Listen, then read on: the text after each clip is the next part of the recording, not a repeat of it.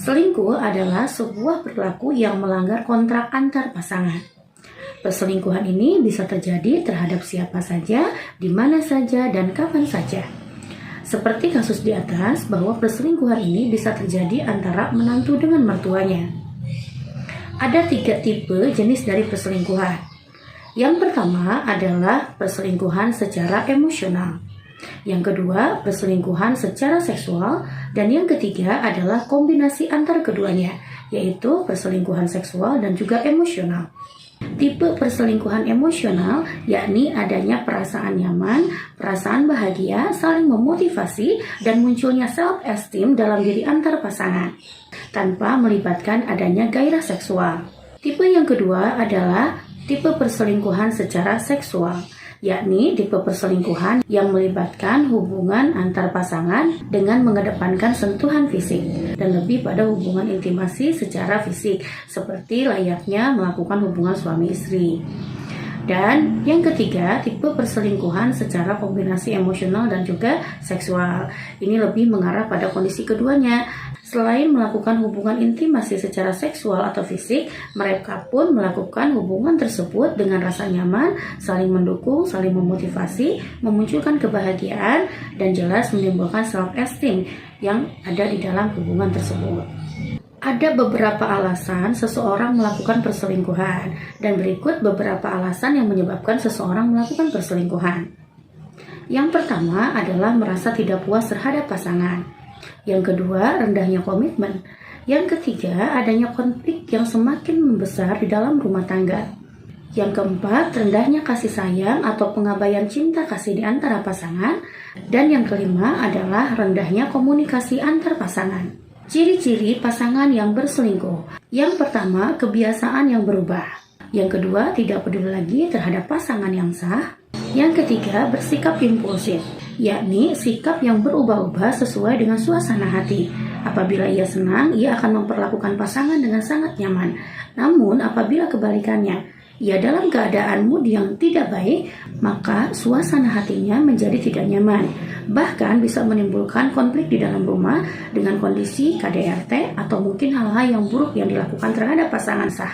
Ciri yang keempat adalah selalu memicu sebuah pertengkaran. Ciri yang kelima, pengeluaran yang tidak wajar. Keenam, circle pertemanan yang mencurigakan. Yang ketujuh, sering menghilang. Yang kedelapan, safety terhadap penggunaan media sosial dan juga ponsel pribadi dengan privasi tertentu.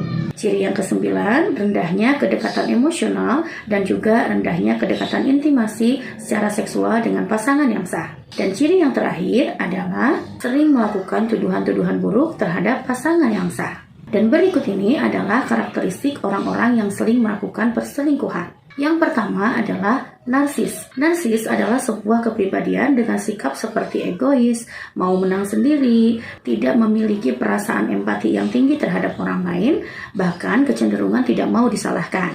Kepribadian ini dapat menjadi sebuah tanda mereka bisa melakukan perselingkuhan tanpa penyesalan dan tanpa merasa bersalah. Mereka senang menuntut kesetiaan terhadap pasangan yang sah, namun dirinya sendiri selalu melakukan pengkhianatan. Karakteristik yang kedua adalah sering berbohong. Mereka adalah seorang pembohong yang sangat profesional. Ia senantiasa mampu menutupi perselingkuhannya dari pasangan yang sah. Karakteristik yang ketiga adalah kecemburuan yang berlebihan. Ia senantiasa melakukan perselingkuhan di luar, namun senantiasa juga memberikan tuduhan-tuduhan dan juga kecemburuan yang tinggi terhadap pasangan sahnya. Seolah pasangan sahnya yang senantiasa melakukan perselingkuhan tersebut. Karakteristik yang keempat adalah gaslighting.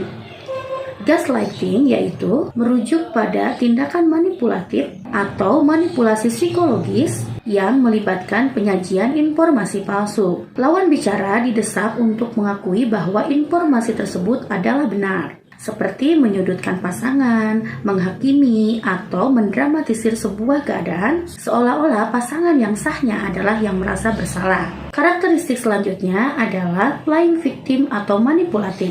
Mereka senantiasa memanipulasi sebuah keadaan dan pandai memutarbalikkan fakta seolah-olah pasangan sahnya yang melakukan tindakan perselingkuhan, dan menyudutkan bahwa adanya alasan seseorang melakukan perselingkuhan dikarenakan adanya ketidakpuasan atau adanya kesalahan-kesalahan yang terjadi di dalam pasangan yang sah. Dan karakteristik yang selanjutnya adalah senang dengan tantangan.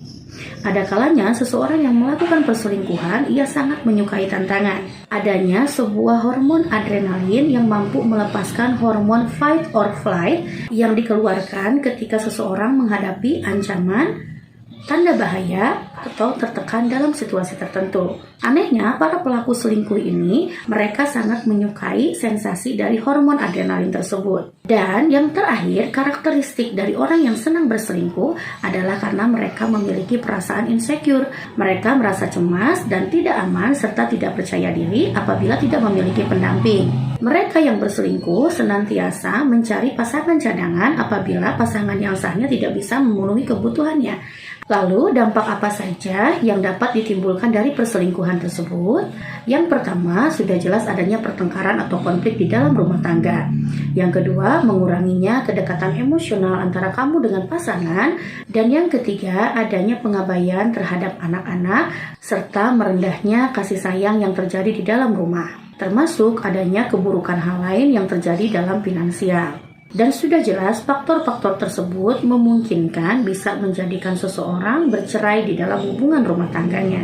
Dan apa saja tips untuk mencegah perselingkuhan tersebut? Yang pertama adalah ciptakan secure attachment atau ikatan emosional antara pasangan. Bisa melakukan dengan kegiatan-kegiatan positif bersama atau menjadikan pasangan adalah tim yang sangat solid di dalam rumah tangga dalam hal apapun. Yang kedua, pemenuhan hubungan seksual yang sangat intim di dalam rumah tangga, termasuk pencegahan kebosanan atau mungkin variasi dari seksual tersebut.